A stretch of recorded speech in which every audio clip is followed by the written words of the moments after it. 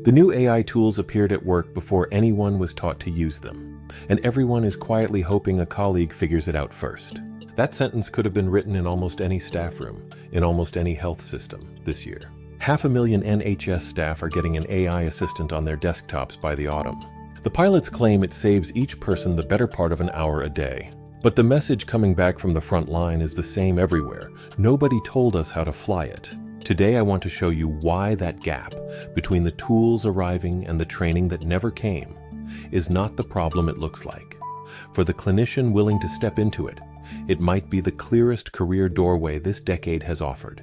Consider the scale of what is happening right now. In June, NHS England announced that 5,000 clinicians and staff will have Microsoft 365 Copilot on their desktops by October, after a 30,000-person pilot that NHS England says saved an average of 43 minutes per person per day. A month later came the follow-up, an accelerated national rollout including ambient voice technology, with an emergency department pilot reporting an average of 47 minutes saved per clinician per shift.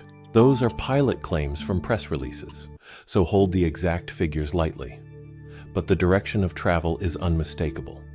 This is the largest AI deployment most clinicians will ever personally feel, and similar waves are moving through US and Irish systems. But listen to the front line. On the Patient Safety Learning Hub, a patient safety manager described what the rollout feels like from the inside.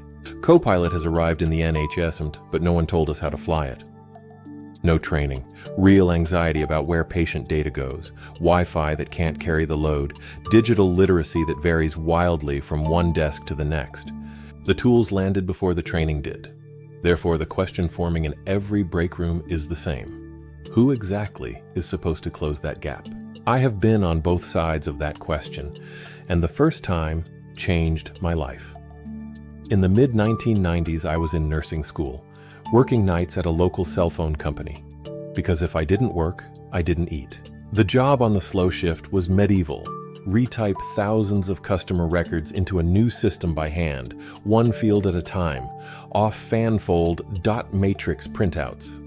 People had been grinding through it for months. I wanted to study, so I asked the day team for the raw data as a file, taught the macro recorder in Windows 3.11 to repeat the keystrokes, split the work across the dozen customer service computers, and let them run overnight. By morning, the machines had finished about 3/4 of a months-long job in a single evening.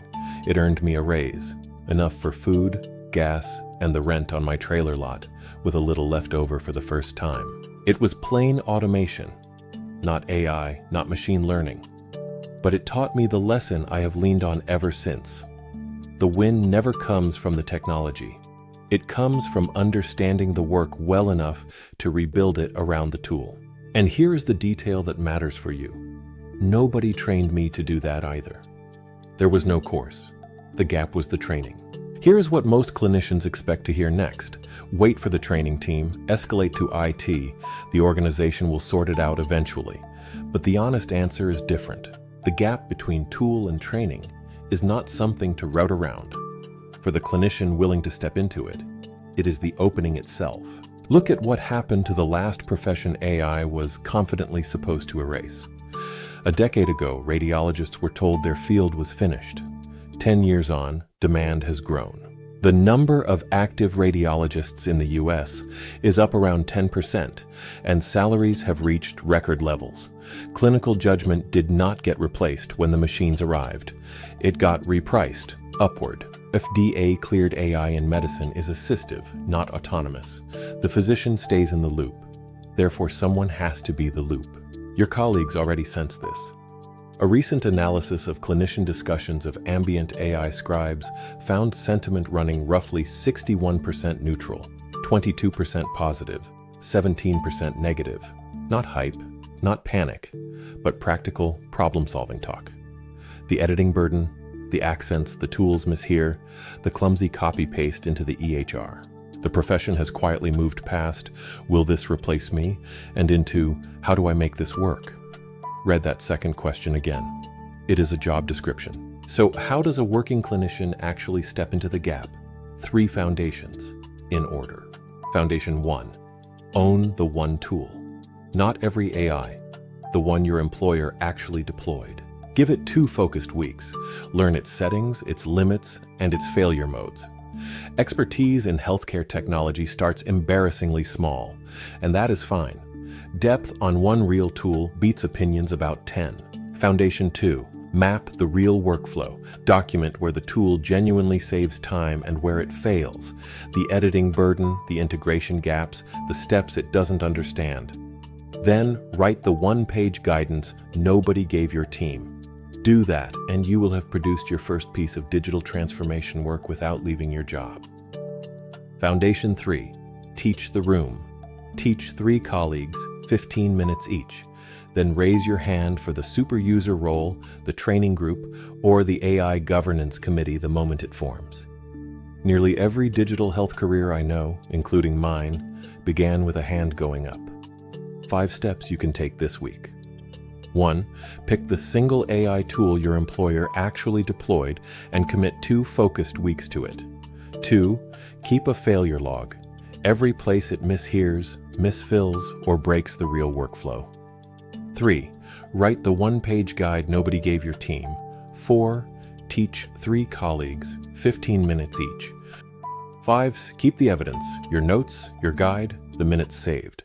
That file is a portfolio proving clinical innovation experience that most CVs merely claim, and it is what turns a workaround into a career. Zoom out with me, because this is bigger than one rollout. The U.S. Bureau of Labor Statistics projects health information technologist roles to grow around 15% between 2024 and 2034. And industry surveys suggest roughly 70% of healthcare employers now treat digital competency as a critical hiring factor, even for clinical roles. Most of these paths, workflow design, clinical informatics, training, AI governance, require no coding at all. Meanwhile, physician burnout has fallen for a 4th straight year, yet 1 in 4 physicians is still considering leaving clinical medicine. Put those together, and the picture is striking.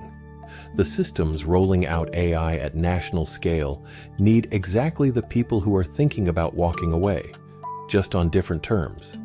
Clinical innovation needs clinicians.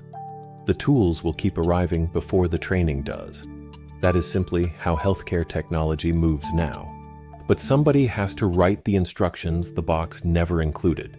Over a 10 or 20-year career, the clinician who does isn't just using the system anymore. They've started building it. Tell me in the comments. What tool landed at your workplace before the training did? And what did you do about it? I read every reply. When you're ready to talk, rodgamble.com is where to find me.